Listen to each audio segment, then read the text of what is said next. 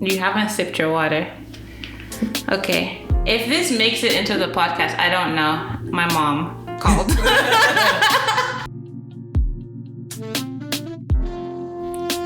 Hi, and welcome to another episode of Contemplations, the podcast. I am your host, Kinah, and I'm really glad that you're back. Today is very exciting because we are at the final episode of season 1 of this podcast, and it has been quite a journey.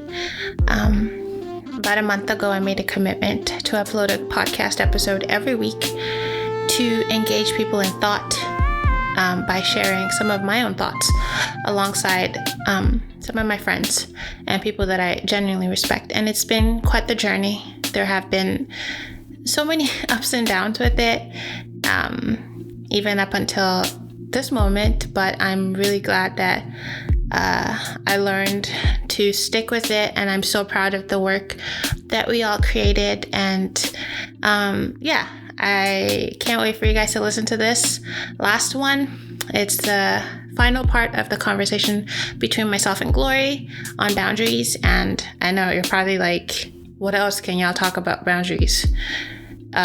There's so much to speak on about boundaries, and we didn't even scratch any surface. So I hope you have a good time listening, and I will talk to you on the other end of the podcast. Enjoy.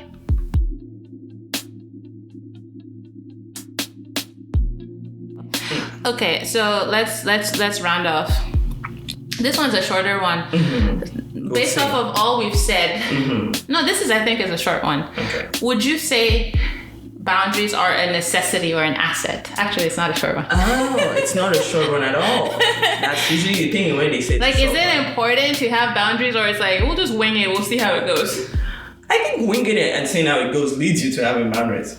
Yeah, but do you think that part is necessary, or like putting that? Yeah. Well, I think we all do that. So it's not a necessity? I don't think it's an immediate necessity. Okay, so this is what I'm trying to say. Okay. Is that I kind of feel like you discover your boundaries as you go through life.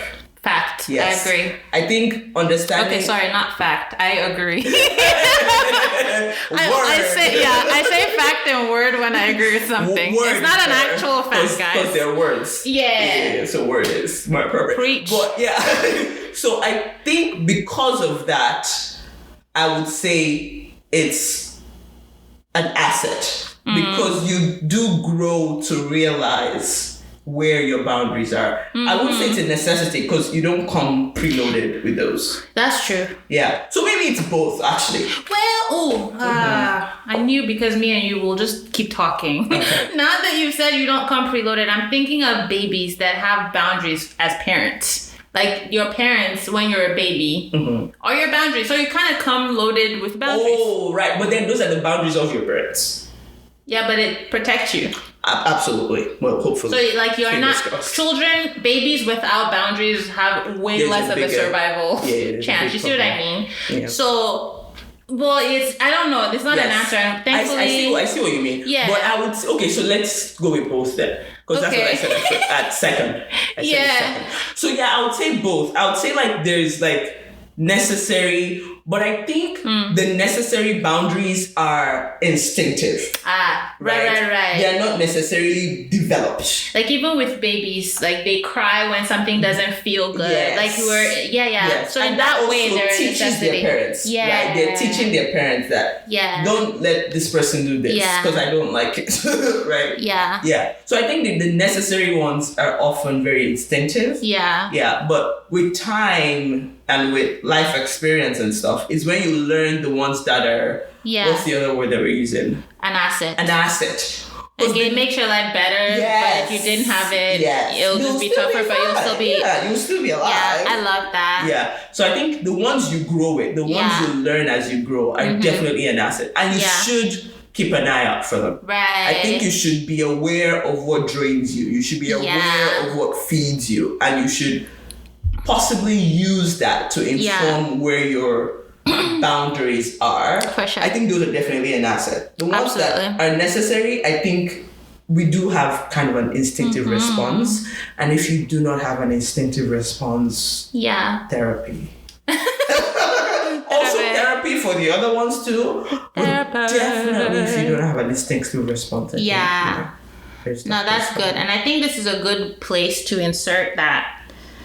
I like inserting it in each episode or just randomly. Mm-hmm. It's very, very important to me that whoever is listening gets an appreciation of the fact that we're just navigating, like we're trying to explore this. Yes. Like, which, for example, I asked if it was a necessity or an asset. I don't think I was necessarily thinking it was both. Mm-hmm. But, like, now we've talked about it and we're like, it could be both, right? Like, that makes sense how it could be both. Yeah. So, the point of this conversation really is just, I think it's such a gift to be able to think about these things. Yes. And understand how there might be more than one explanation for things. Mm-hmm. Because I think it can potentially be dangerous to only accept a narrow view of things that are not necessarily facts and things that are very different for different people. Yes. So I remember that when you started off saying like, it could be an asset, but then you're like, oh, it could also be a necessity, which is kind of how we think about a lot of things. And I think I'm just really trying to fight against, this obviously doesn't apply to every single thing in life, but to a lot of things, it's not white or black. Like there's a lot of... There's nuance. That's my favorite word. Nuance, yeah. It's very nuanced and it's very case dependent, I write that word dependent. in proposals a lot. Yeah. I mean, your field. I can't write... nuances of... I don't think I can write nuance in my field. They'd be like, what? In my field, that's the entire point. Yeah, no. Exploring and nuance. I think contemplating these things allows us to appreciate the nuance of these things. Because sometimes, from my own experience, I can see things as pretty obvious. Which before I really got into being like enjoying conversation with other people, like I'm only aware of my experience. I'm only aware of how I rationalize things, and they make sense to me. So like, why don't they make sense? Yeah. But interacting with other people that are very different from me really has taught me that like that word really, it captures it, nuance. It's just, yeah. And then I'll just move on to the next question. I think we've already talked about this, honestly, about how you interact with other people's boundaries or lack thereof. Like, so this is a two-part question. If you see someone who feels, like they're very guarded. Have we talked about it? Or maybe we haven't. No, we have not. Okay. So like, I think we've kind of... All right, let's take a breather. Into it. Okay. All right. Because this is heavy stuff, guys. We're just talking about all of this. Normally we would be eating, but because we're recording, we gotta be like a little professional. Because we talk about the fact that like my boundaries tend to be informed by, or like the ease of my boundaries. The fact that I actually don't have as hard boundaries as I would seem to is informed by the fact that the people around me also have very good boundaries. Yeah. So, yes, there's that. So I'm not bit. like you. You keep a lot of people who are in your circle are similar-ish in a lot of ways to you. Like, I have friends who I disagree with on very fundamental things. Very fundamental things like... What's I don't know. I don't want to go into it, but like just things that are very important to me and things that are very important to them that are very different. We are not usually very close as friends. Okay. But we are we interact frequently. So that's also... You rarely interact with people generally. This is an interesting part about also how we define the word friends. Most of the people I talk about as friends are actually close friends. Right. They're people I interact with a lot. So remember when you first met me, I used to do that and then I gave up on it. What? The close friends? Remember how I used to call people they're not my friends, they're my acquaintances? Yes, I do that. Do you remember? Yeah, I do. And I stopped. I gave up I think in 2019 because it was hurting I really had the conversation with someone where I was like, oh, you're my acquaintance. And they're like, what? And I'm like, but it's not a bad thing. And I couldn't explain it. So I just was like, it's okay. Everyone's my friend. Yeah. Yeah. So I was going to say I have friends who disagree with me on a bunch of stuff, but I was saying that I don't have any friends whose thought process I don't respect. So that's the thing that... What does that mean? I can understand... if you respect someone's thought process, it doesn't necessarily mean... that I agree with the result. Yeah. Yes. That's what I'm saying. that I still like, I'm like, okay, I see how you thought that. And so how would you interact with their boundaries? So this is another thing where it's like, I feel like it's almost is informed by my own boundaries.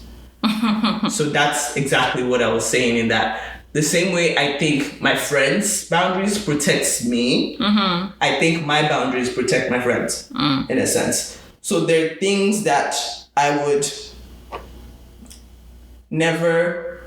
It's like, for me, it's a very do unto others what you want to be done to yourself type thing, often. But then there will be times and moments where I'm like, okay, I wouldn't really want this to be done to me, but I kind of need to do it to this person. Yeah. So then it would then be a conversation. It's like, okay, so I kind of really need this. Yeah. Can you give it to me? If you were to ask me for this, I literally cannot afford to give it to you.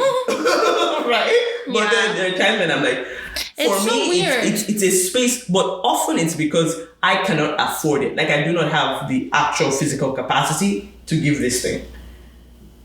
Do you see what I mean? Not really. Give me an example. Like, okay, money is an example. No, not money. Or, like, things. Because I'm using the word things, like tangible things. Like, oh... What if, okay, this is an example. Yeah, let's do it. You have a sentimental attachment to a teddy bear. Yes. This is a bad example, by the way. I'm not good at making examples. Yeah, but examples are hard. You have a sentimental attachment. I just want to remove the money value part from it because I don't think it's about that. Some people have a sentimental attachment to money. Well, yeah. but like if, for example, in this doll teddy bear case, if that you have a friend who's okay sharing their childhood teddy bears, and you're not okay with sharing yours, in that kind of sense of it's something tangible, that is a small thing to someone else, but it's a big thing to you. So if they asked you for your teddy bear, you know it's not a big thing to them. You know that if you'd ask them for it, they would give it, but you know it's big for you. Yeah, that's kind of where I'm going. So for that... I really hope that made sense to you. I'm sorry. So that part is where, for me, it's a conversation thing. It's I can't do that. And then the invitation to intimacy. Because then I'm willing to tell you exactly why this is specifically different from me. Yeah. See, I just freak out and I'm like, see, they'll just be like, but I can give you my teddy bear. Why? Yeah. Like, because I know it's just the teddy bear. It's not the same thing to everybody. Yeah, but it's like my uncertainty that they would see it that way. Yeah. No, that for me is an invitation to conversation. Okay. More than anything else. But yeah, people, I feel like, in all honesty, I do not run into people's boundaries. Is that a good thing or a bad thing? I don't know. Maybe I'm just too safe. Actually, I have an example where it was a bad thing. Okay. Let's hear it. Since she does not have a problem sharing her life stories with us. So I've had situations multiple times where my friends have been like, why didn't you just ask me for that? Why didn't you just like say that you needed that? Case in point. Why did you have to do... Yes, it happens very often. Why did you have to run around 10,000 times literally, to achieve this instead of just asking me to do it? Yeah. But I think for me, that is actually not a boundary thing. That is often a miscalculation of power thing. Power? Yes. Is that I often estimate your ability? My capacity. Yeah. Is that I'm like, I'm going to do this. And I can't do it. I don't know that it's that though, because if the tables were turned, you would expect what we are asking. Like you would expect to be involved in it. I would invite myself though. But that's my point. See, that's what I would do. Is I would invite myself. But people don't you don't even give the people opportunity to invite themselves sometimes because they don't know what's going on until you're done with it.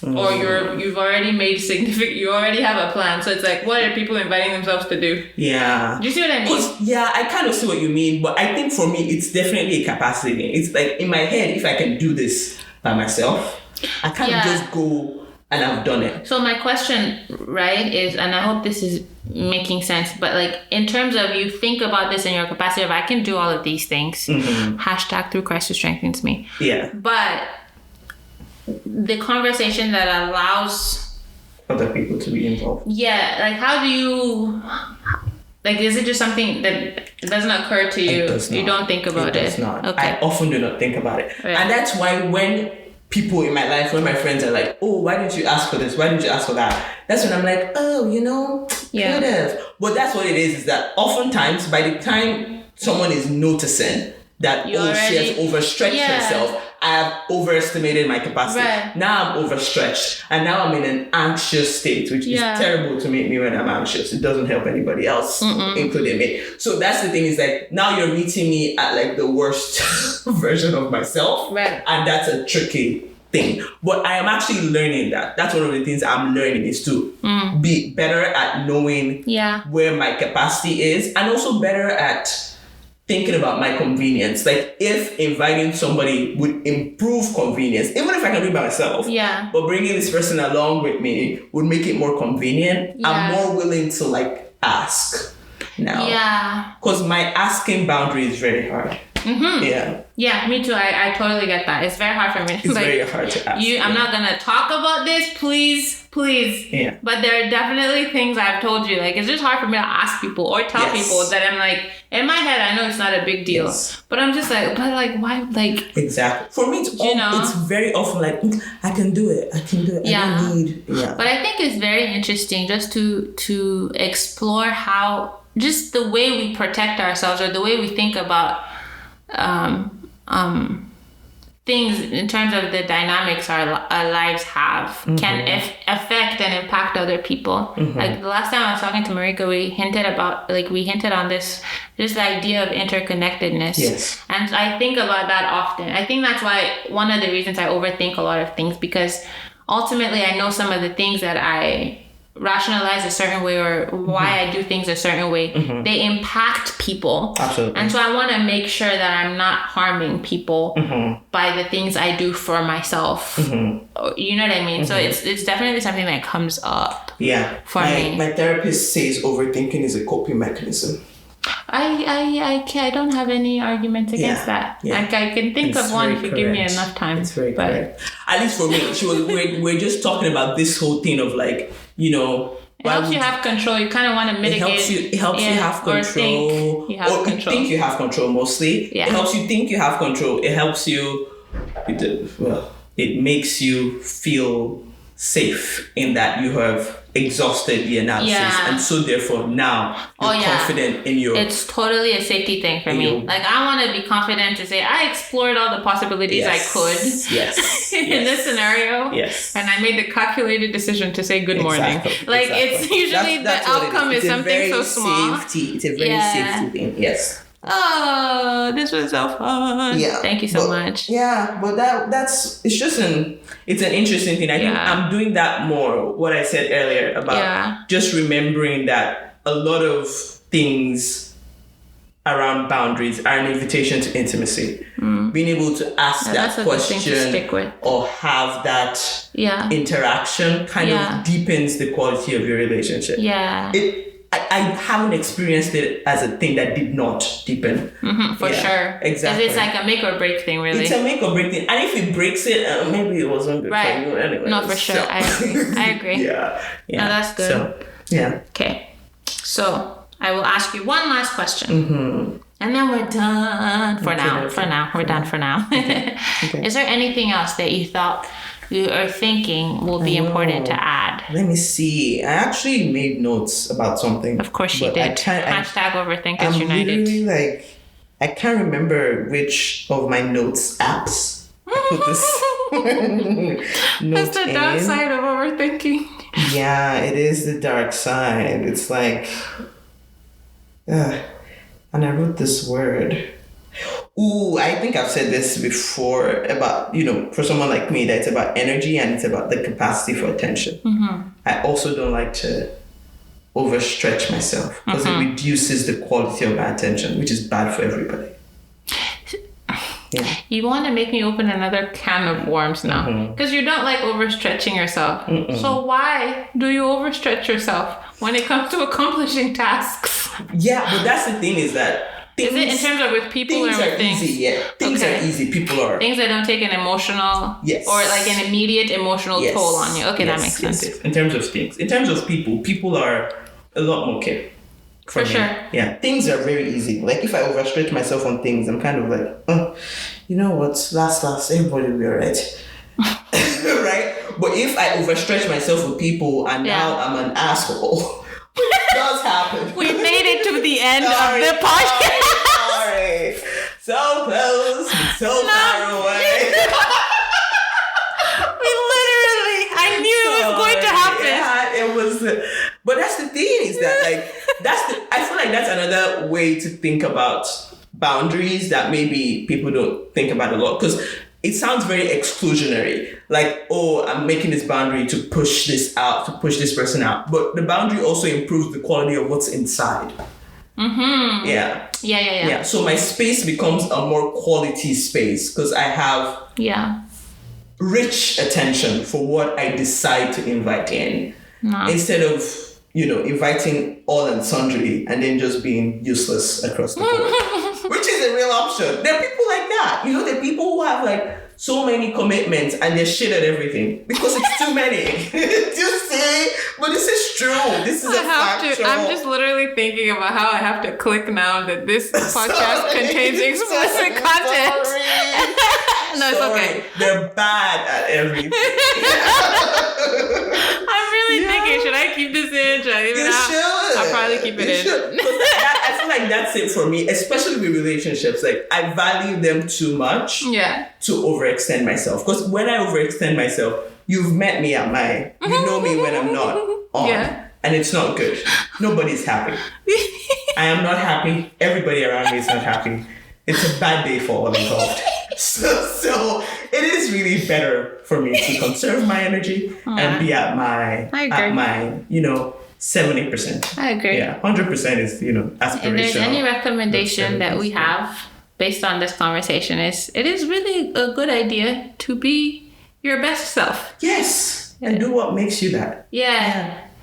Boundaries can be helpful. Yeah, no, for sure. And for me, I think that's why I still push for them, because if I didn't, which is why one of the reasons I thought about the necessity versus asset question, because some things I think of, like the kind of life I want to have requires me to lay down some boundaries. Yeah. And even though it can be very tough for me sometimes, and this is very variable for me, because I feel like some people will be listening to this and think like, no, I think you're pretty good about boundaries, and other people are like, maybe I can see that, I don't know. So for me, it really depends. Some people right off the bat, I'm like, I have no problem telling them how I feel about things, and other people I take more care. And there's no, like, if I plotted it, there's no relationship between the type of people or the relationship we have. It's just, I don't know, it's a thing. It's a vibes. It's vibes.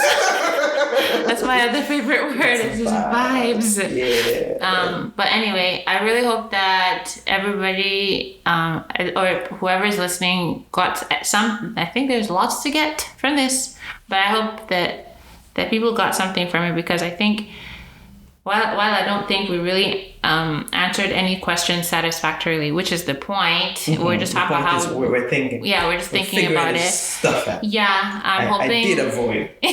Correct word. Yeah. Oh, look at you. Look at me getting better. But I hope that people can think about this and like interact with, or think about how your boundaries, like, or lack thereof, show up in your life, and what kind of the quality of the life you have as a result. Because again, going back to interconnectedness, I really think the way we show up in the world affects other people. 100%. So I feel like it's important to, like, if you haven't thought about whether or not you have boundaries, I think it's good to think about it. We've given you like a lot of time's worth of things to think about. Things to think about, disagree with, agree with, have different like perspectives. Yeah, it's and I'm curious to hear about them. Also, if you have any notes for Miss Glory, I will pass them along. Oh yeah, and also we did make the point that Lola is approachable. She made that. She made the point that she can be approached. I am still deciding. I was going to say, can I? Well, I really would. If you dare. No, you can approach me too. I mean, you can. Will it be successful? I'm just kidding. If you approach her, it's probably fine. Yes, it's just probably the question really is whether you can rationalize like talking to her. But honestly, we're just like cheesy people. We're like very it's approachable people. Exactly. It's really. We're very enjoyable. And I've noticed more. Did you say we're angelic? Yes, we're enjoyable. Oh, I thought you said we're angelic. I'm not. We're not. No, we're not. No, we're not. We're enjoyable. Angelic. Just leave the angels. And with that, we have come to the end of season 1 of Contemplations, the podcast. Honestly, I'm so thankful to be here. I'm so thankful to have gotten to this point. And I don't always say this about some of the stuff that I do, but I am genuinely proud of the work that I put into this. And I'm really grateful that it is available online. And Exercise in Thought made available to people who might be interested in practicing contemplation about random things, about important things, just thinking a little bit more about things in general.